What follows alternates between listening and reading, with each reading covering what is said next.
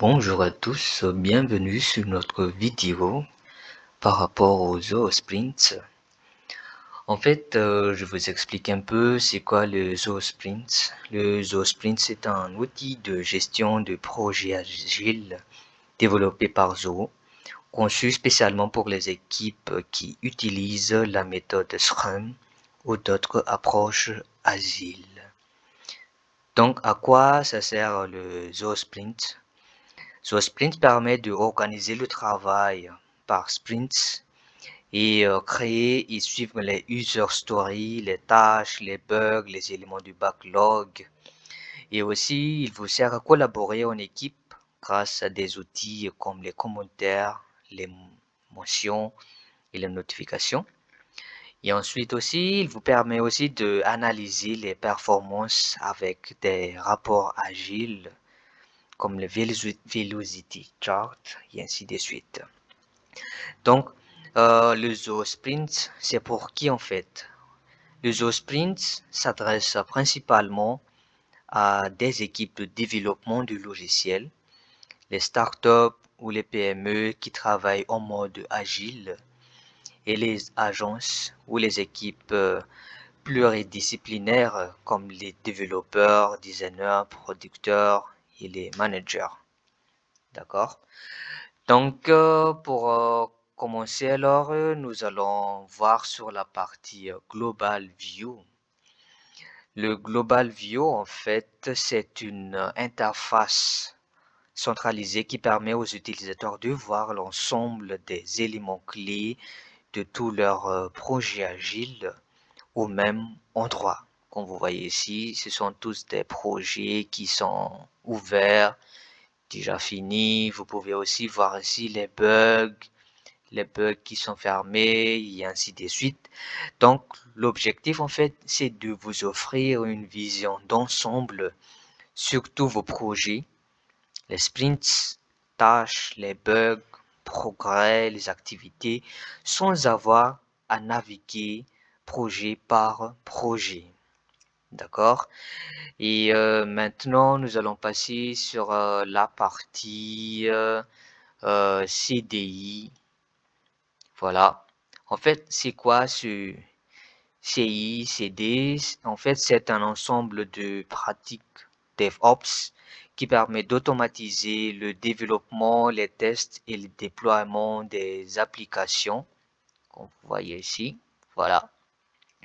Donc, l'objectif, en fait, c'est de détecter rapidement les erreurs et maintenir un code propre. Voilà. Et comment ça marche? À chaque fois qu'un développeur, par exemple, pousse un code push vers le GitHub, par exemple, donc tous les tests automatiques seront affichés. Si le code est compliqué et vérifié, les erreurs sont signalées rapidement. Donc voici, c'est sur qu'on appelle sur la partie de CI/CD. Et maintenant, nous allons entrer sur la partie feed. En fait, le feed, c'est quoi? Le feed, c'est un flux d'activité ou de communication au sein d'un outil semblable à un fil d'actualité. Donc, à quoi ça sert? Donc, ça sert à suivre les modifications des tâches, commentaires et les statuts, comme vous voyez sur cette présentation, et lire les discussions d'équipe. Au cas où que vous souhaitez voir les discussions, vous pouvez voir ici, par exemple, qu'il y a des commentaires. Et aussi, vous pouvez voir aussi en temps réel, sans devoir vérifier votre projet individuel, vous pouvez les voir ici aussi. Par exemple, ici, vous pouvez voir, par exemple, le projet de Nathan Test, qu'est-ce qu'il y avait ici. Voilà, est-ce qu'il y avait des messages, des DM, comment sont les statuts, les sprints, les items, avait-il des meetings. Donc, vous pouvez voir tous dans la partie de feeds. Et aussi, par exemple, que si vous le souhaitez voir aussi, vous pouvez voir aussi les activités stream qui a été fait sur le projet de Nathan. C'est comme une sorte de petit historique de ce qui en a tout fait, voilà. Qu'est-ce qui avait changé, qu'est-ce qui a été amélioré, ajouté, et ainsi de suite. Donc maintenant, nous allons entrer sur la partie de WebStabs. Donc, c'est quoi le WebStabs? Les WebStabs sont une fonctionnalité qu'on trouve notamment dans des outils comme le Zoho CRM, Desk ou d'autres applications de Zoho. Donc, elle permet d'intégrer web externe ou interne directement dans l'interface de votre application Zoho. Donc, à quoi ça sert ce WebTab?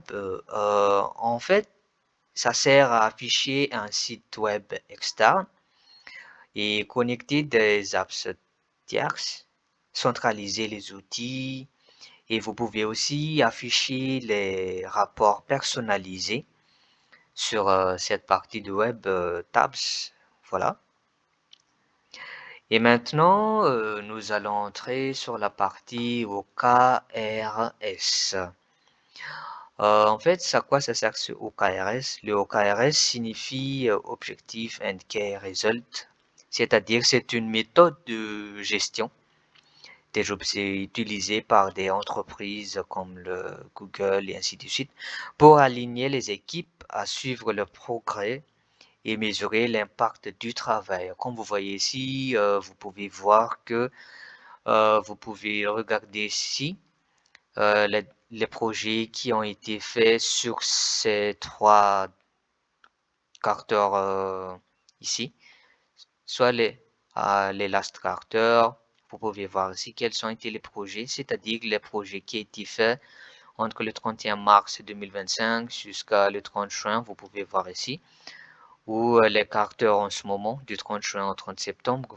Mais vous voyez ici, vous pouvez voir qu'ici, il y a un projet, ce qu'on appelle Training. Ou les Next Carter, vous pouvez aussi le voir ici. Ce sont les projets qui vont à venir. Voilà. Et vous pouvez aussi voir les dashboards. Mais pour le moment, nous sommes sur 10 Carter. C'est-à-dire que ici, vous pouvez tout voir ce que tous les projets qui a été fait. Comme vous voyez ici, c'est Monsieur Guy qui a fait ce projet. Donc, un a été abandonné. Voilà, et tout. Vous pouvez voir ici. Voilà. Donc, on a vu tout ça. Donc, ici, on va voir aussi, par exemple, les projets. Voilà. Donc, voici les projets que j'ai créés pour faire un petit démo et ainsi de suite. Donc, ouais. Donc, comme vous constatez, si vous voulez créer un projet, donc vous allez faire ici un Create un Project. Voilà. Et vous allez mettre ici le nom du projet que vous souhaitez. Par exemple, est-ce que ça soit un projet par des Scrum Project ou des projets qui seront par Kanban Project. Donc, vous pouvez les sélectionner par ici. Voilà. Et les groupes, il faut être obligatoire aussi de mettre les groupes et aussi mettre des projects préfixes. Et ne pas oublier aussi de mettre la date du commencement et la date du fin, vu que il faut connaître aussi combien dure ce projet et ainsi de suite.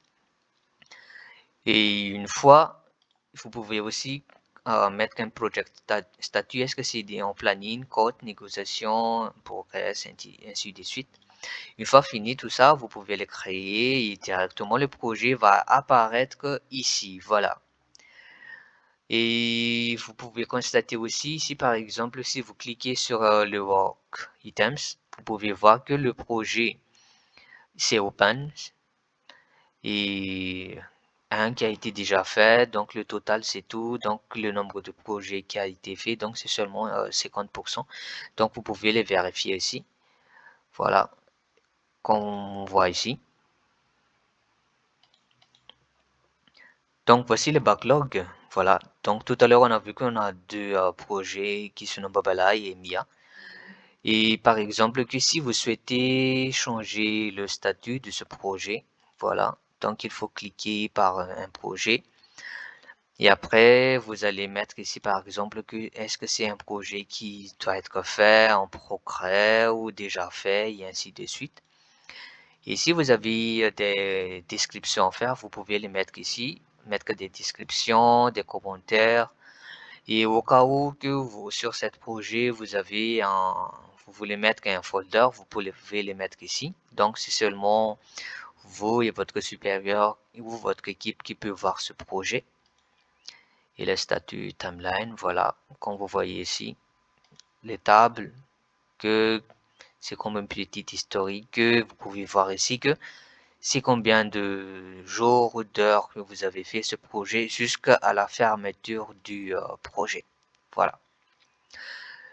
Donc, c'est ça sur la partie du Sprint.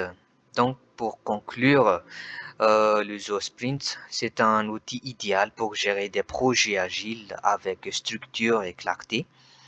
Donc, il permet de planifier, suivre et livrer les projets en mode itératif, tout en favorisant la collaboration d'équipe et l'amélioration continue. Donc, je vous remercie beaucoup pour cette vidéo et je vous souhaite au revoir. Merci beaucoup.